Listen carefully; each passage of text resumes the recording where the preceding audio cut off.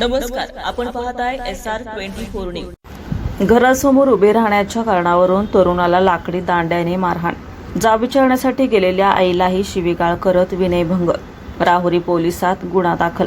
राहुरी तालुक्यातील एका गावात घरासमोर थांबू नकोस असे म्हटल्याचा राग आल्यानं आरोपीने मुलाला शिवीगाळ केली व लाकडी दांड्याने मारहाण करत मुलाच्या आईला देखील शिवीगाळ करून विनयभंग केल्याची घटना दिनांक 6 मे रोजी दुपारच्या सुमारास घडली।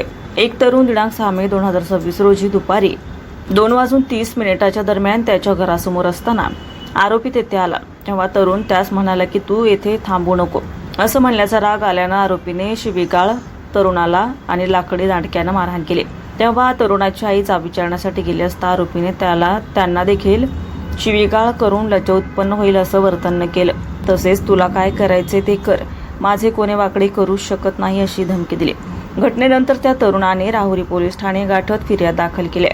त्याच्या फिर्यादीवरून आरोपी संकेत बाबासाहेब दुशिंग राहणार उंबरे तालुका राहुरी याच्यावर गुन्हा दाखल रजिस्टर नंबर 484/2026 भारतीय न्याय संहिता कलम 74, 118, 1, 115, 2, 351, 2, 352 प्रमाणे शिवीगाळ, मारहाण व धमकी दिल्याचा गुन्हा दाखल करण्यात आला असून पुढील तपास पोलीस निरीक्षक संजय ठेंगे यांच्या मार्गदर्शनात सहाय्यक फौजदार बबन राठोड हे करत आहेत।